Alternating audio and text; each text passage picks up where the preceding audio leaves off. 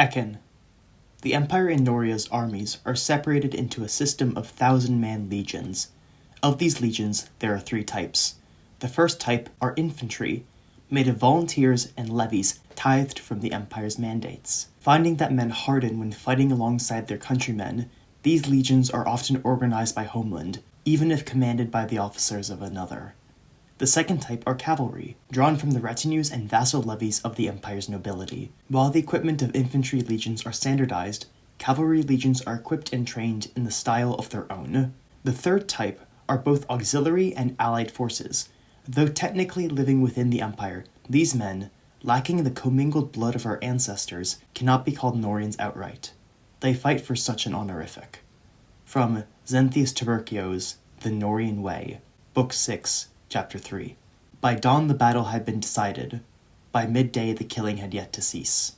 And while the common soldier did his work in the field, granting mercy to the dying and chains to the defeated, in the camp the lords talked. Tychon Otho had called a war council. His Grace Tychon Otho had placed his quarters within a large clearing at the camp's center, its perimeter of trees among the only ones left during the camp's construction. Tarps had been tied between the trunks, guiding all through a singular entrance. It was towards this portal that Ekkin approached as aide, not even legate, to the Magister of Siege, one guest among many rather than the day's hero and the bearer of bad news beside. As he walked, the lordling could feel the camp's eyes crawling over him, and where eyes went, words followed. "Is that Sir Ekkin Helster?" He could practically hear their hushed whispers. "He's too short and ugly to be a knight. Just look at those teeth! Wasn't he the one who nearly fled the field of battle last night? My cousin said he spent the battle hiding in his sister's tent. Who? The Lady Carla Megarion? She's so beautiful. How could they ever be related? I heard they aren't. That Sir Ugly Duckling was a foundling, some peasant baby discovered at the gates of Mount Viridian wrapped in one of the Helstred's banners. His father only raised that cuckoo because he didn't have another son. Wouldn't the banner mean the mother was someone inside the castle, though? You really think he's Lord Helster's bastard? It can't be. No lord alive could have a child that ugly. Name and purpose? Ekkin looked up to find a decade of priestly lictorials blocking his path, garbed in the armored robes of their class. Looking at them, Ekkin wondered how many of them might be informants for the temple ordinators, or as they are also known, the Inquisition. "Good morrow," Ekkin replied. "Name and purpose?" one of the minions repeated, a thin-nosed man of maybe 40. "Sir Ekkin, of the House of Helster," Ekkin announced.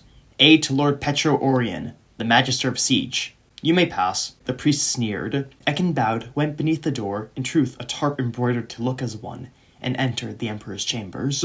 Near the clearing's center, and aside an ancient patch of overgrown masonry, sat Tychon Otho's war table. Although Ekkin had resolved to arrive early, 5 already sat at the long table, watched over by 4 of the 10 holy blades, sworn defenders of the Emperor in Noria and all his direct of kin. At the head sat Tychon Otho himself, his sword, Sir Dominic of the House of Terrans, standing behind him like a shadow. To the Emperor's right sat Lord Eliador Nox, the butcher of Tegia's Hill, his massive, reworked orichalcum blade city-taker at his side. To Nox's right sat Lord Alvinus Poch, a man so weaselly that Ekkin dared not even breathe the same air as him. Even now, while he had his braggart's chest puffed up, the lord's twitching hands betrayed his true nature. Across from the House of Poch's patriarch sat Empress Procne Adon. Although facing the others, the moment Ekkin entered, her eyes immediately flashed towards him in suspicion, only to then return to where they were. Finally, to the Empress' right sat Lord Simeon Vulp with his coppery hair, Magister of Lore and the Emperor's left eye. Between the 5 in the table's center sat a dragon egg. Beneath the midday sun, the runes and crevices carved into its clay-like surface seemed to shimmer and dance. At least, it was called a dragon egg, for it had been ages since any had seen dragons or their ilk. The dragons had once ruled when the world was young, lording over man with claws and shackles of iron. So said the legends. But those oldest legends too spoke of the dragon's doom at the hands of mighty dragon slayers and their great swords. What few remained had retreated to the deep places of the world, waiting to someday return. Besides for them, Ekkin had once been told, the dragons were all gone from this earth, if they had ever existed at all. "Ah, Sir Helster." The Emperor lifted his head, speaking softly. "How fortunate of us to see you." A man of 50 and a sort, Tychon Otho didn't seem to Ekkin the sort of man born to rule. He was thin, with sunken cheeks barely concealed by a mustache and goatee already gone to grey. His eyes, dark and dull, hung below two bushy eyebrows and a head of long hair, all of it a great contrast to the mournful crown atop his head. The corpse of Shelamon's sword was a diadem of spiked metal. The tip and tang of what had once been the last king of the Chileans' blade formed a prong above each of Tychon Otho's ears. The remnants of its crossguard formed two more above the emperor's brow, a gem of spring-colored aurite nestled within. By Ekkin's eye, the crown weighed heavily on Tychon Otho's head, the first non-Melanthinid to wear it since it was lost during the interregnum. Lost, but not destroyed. Your Grace. Ekkin knelt, his sword slapping against his thigh. The fortune is mine. Wait, that. As it should be. Before he could finish the thought, Tychon Otho lifted a ring-encrusted hand and gestured to one of the seats further down the table. Join us, would you? I fear we have much to discuss. Of course, Your Grace. Ekkin gritted his teeth and took a seat 3 away from the Empress. A woman nearing 50, Progne Adon was willow-thin and bore a set of sharp cheekbones beneath a head of black hair woven into a braided lattice. From Ekkin's seat, her pale brown eyes seemed almost painted, her skin equally immaculate, save for a beauty mark above her lip. If Tychon Otho was a well-dressed goat, Progne Adon was a cat, languid yet gracefully alert. Now she, Ekkin marveled, suddenly aware of his own stilted posture. She looks like an empress.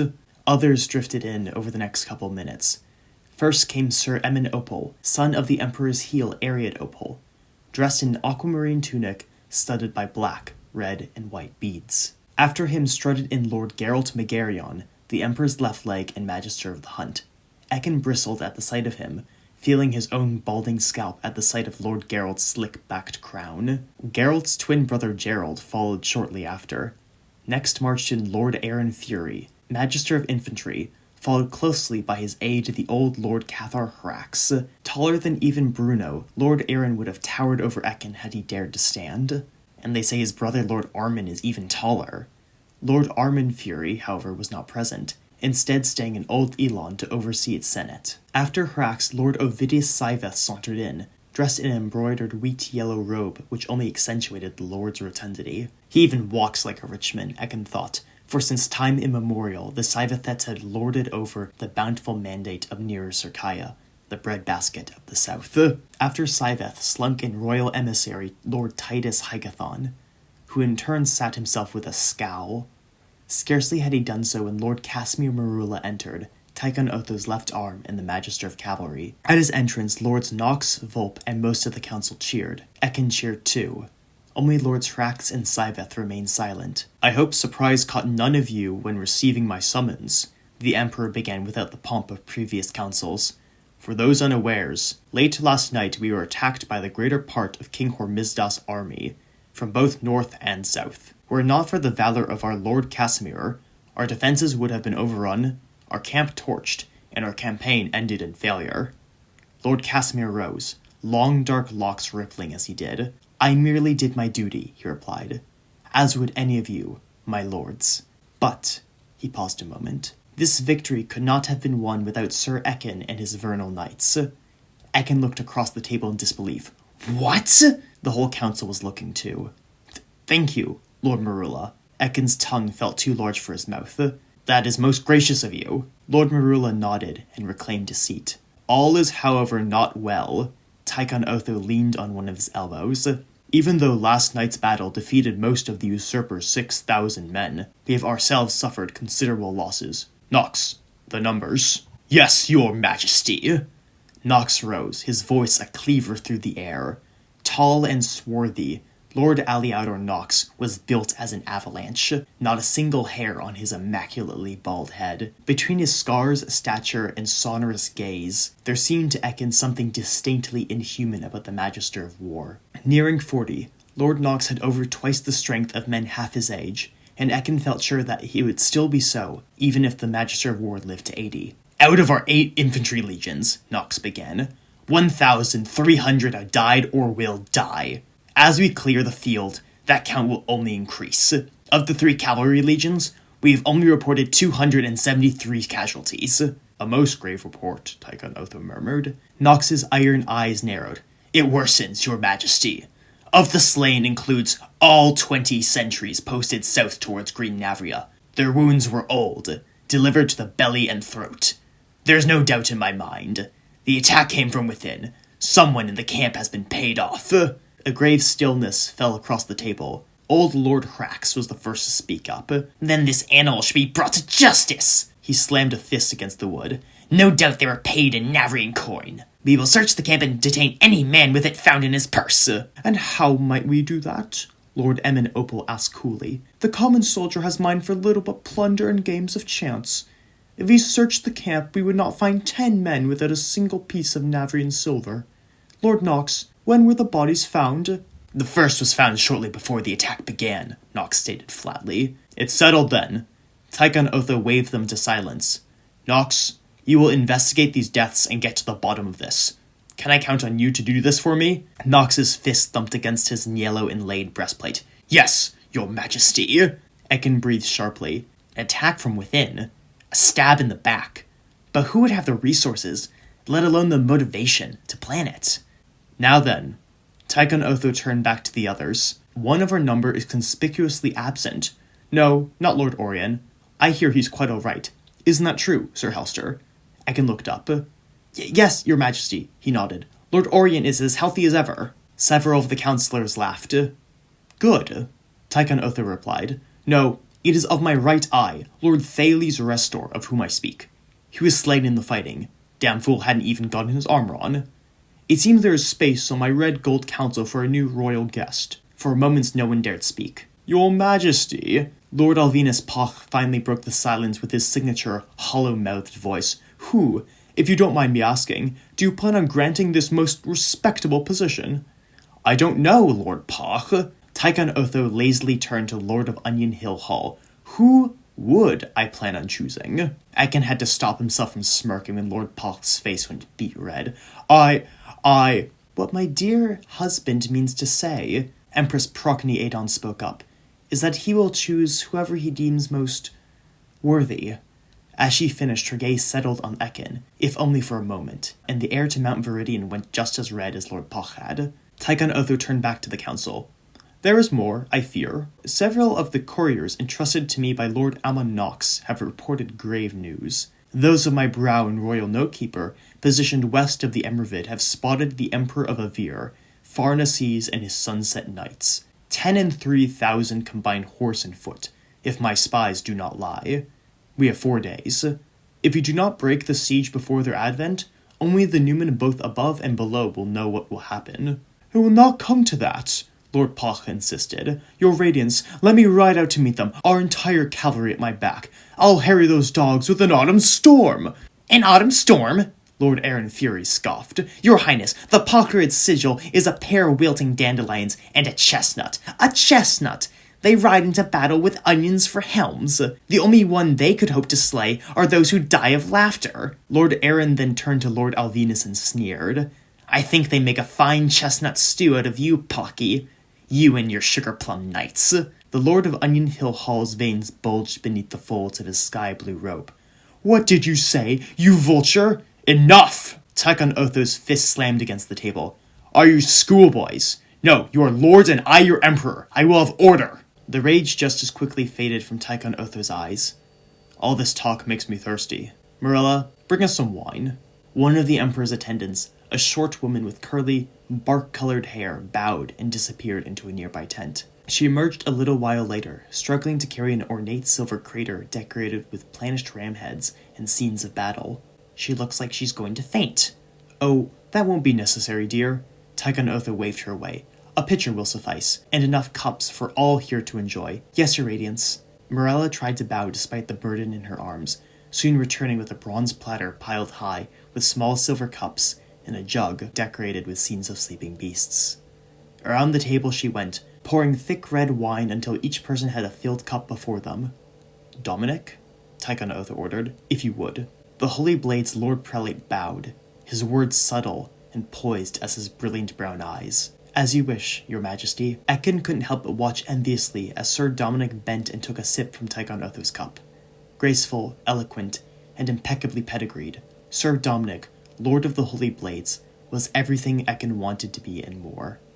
Whereas Ekkin told himself his balding head and buck teeth gave him a certain rustic charm, Sir Dominic was undeniably beautiful, even despite the part of his cheek and neck scarred by a childhood illness. By Dominic's hip swung the crown, the legendary steel sword granted to Melanthios the Great's companion, Danos the Red, after he had lost the first one. Had he been born a swineherd's son, Sir Dominic would have lived a life of only local acclaim. Born into the storied Tarentines, however, only 3 years older than Ekkin, and he already held legendary status and was widely proclaimed as the Empire's finest swordsman. Sir Dominic tipped the wine around his mouth. It's no Volandi wine, but it'll do. Laughter erupted across the table, ending as Tychon Otho lifted his cup. To our illustrious empire, Tychon Otho declared, Mycenaean blood, Chilean soil, we are the inheritors of two great nations. Noria conquers! Noria conquers! Ekkin and the others chanted in turn. Lifting the cup to his lips, Ekkin felt the wine's warm tendrils snake down his throat. Now then, Tychon Otho set his empty cup back down. We have not the strength to meet Pharnaces' host in the field. That leaves us 2 options. 3, truly, Ekkin thought. Or maybe just 1. First, we take Green Navria now. Or second, we agree to a peace. Lord Titus, how go the negotiations? Poorly, sire, the Emperor's lips replied wistfully. Even today, the wife of the usurper denied your diplomats from the walls of Green Navria. I would not be surprised if Carmene yet knows of the advent of Pharnaces, if she did not request it herself. I fear she and her daughter Anita will only send us arrows instead of messengers should we try again. Sir Helster. The Emperor turned to Ekkin. How fare the siege? Ekkin swallowed. Rising steadily, your grace. Two, however, were damaged in the fighting. When will they be ready? Tell me your failure. His eyes seemed to finish. Even with our engineers working day and night, Ekkin answered nervously. Not for several days, I fear. It felt strange to say it. When they were truly just Lord Petro's. I see. You worthless hack. Are we not then doomed? Lord Siveth wailed, spittle landing on his immaculately shaven chin. We must abandon the siege and flee to our allies in the east. Red Navria is the better part of a month away. Lord Vulp dismissed the Lord of Near Circaia with a hand. Besides, your grace, I have a different proposal. Tychon Otho nodded. You may speak, Lord Vulp. Lord Selene Vulp leaned back in his chair. As Magister of Lore, it's my duty to provide, shall we say, a historical eye for matters put forward to the Red Gold. The House of Wisdom has 7 pillars, after all. While consulting the histories of Green Navria, I have discovered a little, shall we say, discrepancy. One that might prove advantageous and allow one to claim by craft what they might not by force. Tychon Otho thought for a moment. What sort of man do you need? Someone brave, Vulp replied. So it shall be. Whispers at once erupted around the table. For a brief moment Lord Poch raised his hand, only to then fretfully lower it. Lord Marula and the Empress's gaze locked briefly, before looking over the others like a pair of hawks. Lords Hrax and Siveth stayed still. Amidst the commotion, someone stands. I'll do it, Ekkin heard himself say. I'll lead the mission. I have 2 good men, proven warriors whose loyalty is without question. What in... Ekkin froze. Did I just... But he had, and the moment passed. Son of my Lord Helster, Lord Alvinus cried. You mustn't! If you die, who will inherit Mount Viridian? Ekkin's jaw tightened. Mount Viridian is already well provided by my sister Amara. If I die, she'll inherit. But it's decided then. Tychon Otho opened his mouth to speak once more, but was interrupted by the flapping of linen. Varus! The Emperor's eyes grew wide. What are you doing here? Message for you, your radiance. The Emperor's personal messenger stepped towards the table, in his arms a metal cage. Within it perched a raptor, large, plumed, and midnight. From the western rookery. Doom dawned on Tychon Otho's face. Out! He snapped. All of you, out! Lord Opal was the first to rise, followed by Lords Fury and Marula. Council adjourned! Tychon Otho yelled as Ekkin himself rose. Get out! Not you! The Emperor pointed one of his rig-encrusted fingers at his wife when she herself began to rise. You stay? The Emperor then turned to Varus. Why are you here? To reiterate a message, your radiance, Varus spoke plainly. The one you requested. I see. Ekkin heard the Emperor slump into his chair as he turned to leave. As he left, somewhere behind him he could hear the rattle of metal, an unfamiliar voice, and the tears that followed.